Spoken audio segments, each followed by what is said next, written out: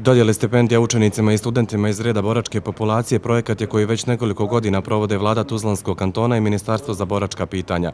Tuzlanski kanton je jedini na području Federacije Bosne i Hercegovine koji provodi ovu aktivnost u cilju pomoći studentima čiji očevi su za odbranu naše zemlje dali svoj život. Vlada je predvidjela sredstva u ukupnom iznosu od 1.000.000 konvertibilnih maraka za stipendiranje studenata i učenika, od toga 600.000 za studente i 400.000 za učenike.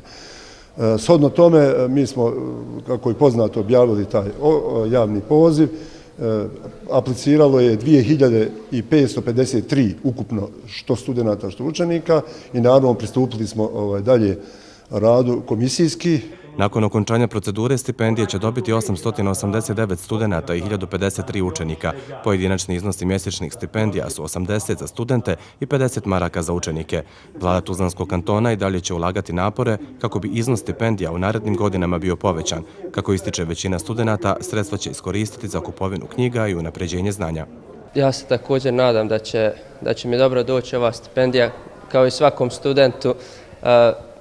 Svaka, da kažem, marka je korisna. Ova stipendija je od velikog značaja budući da u našoj domovini, našoj državi je ovakva situacija negativna. Taj džeparac mjesečni dobro dođe studentima, od velikog je značaja. Inače, inicijativa za dodjelu stipendija studentima pripadnicima boračke kategorije na području Tuzlanskog kantona pokrenuta je prije 8 godina.